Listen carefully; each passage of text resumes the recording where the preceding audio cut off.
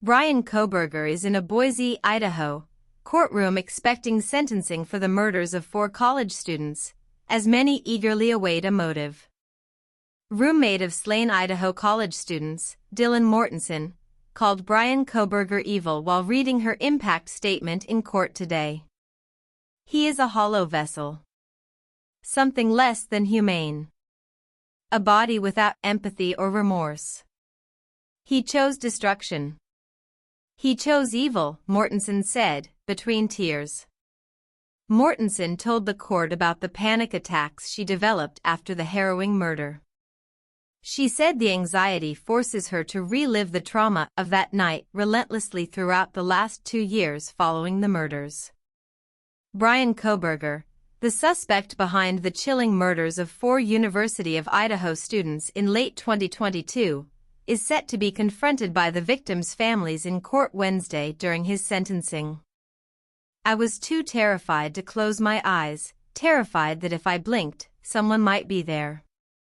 I made escape plans everywhere I went," Mortensen said in her impact statement. Kohberger's head bobbed slightly as she spoke. Mortensen ended her testimony with an emphasis on her determination to heal. "He may have shattered parts of me, but I'm still putting myself back together piece by piece," Mortensen said. The question of why he committed the brutal stabbings or why he chose the King Road residence in Moscow remains unanswered. Kohberger will have a chance to speak after the impact statements are read. Defendants often seize such moments to express regret or plead for leniency, or to communicate any other considerations they wish the court to take into account before sentencing. Kohberger, 30, is anticipated to receive a life sentence for the slayings of Madison Mogen, Xana Kernodle, Kaylee Goncalves, and Ethan Chapin, in the rural college town of Moscow, Idaho. During the sentencing, the victims' families and surviving roommates were given a chance to convey the profound impact these murders have had on their lives. With numerous individuals involved, the proceedings may extend into Thursday. Authorities have yet to disclose a motive for Kohberger's actions if they have uncovered one. Police also have not clarified a reason for why the 2 other roommates present at the time were left unharmed. Earlier this month, Kohberger confessed to the murders in a bid to avoid the death penalty, signing a plea deal admitting his guilt. The plea deal elicited mixed reactions from the victims' families.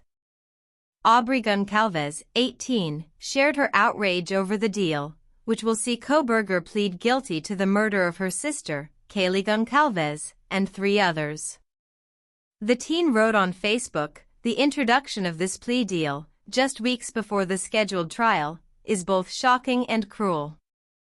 We've had faith in the system.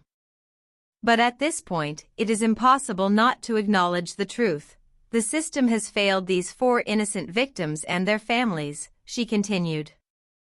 The case drew substantial attention, causing judges to express concern that the publicity could compromise Kohberger's right to a fair trial.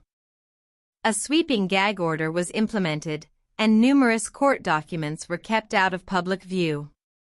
After Kohberger's admission of guilt, a consortium of news organizations, including the Associated Press, petitioned for the gag order to be lifted and the documents to be unsealed. Hitler agreed, but noted that unsealing the documents would take time and would not begin until after the sentencing hearing. It remains uncertain what information these documents might contain. Family members and friends have strived to honor the victims' memories through fundraising initiatives for scholarships and various programs. The University of Idaho established the Vandal Healing Garden and Memorial to commemorate all students who passed away while enrolled at the institution.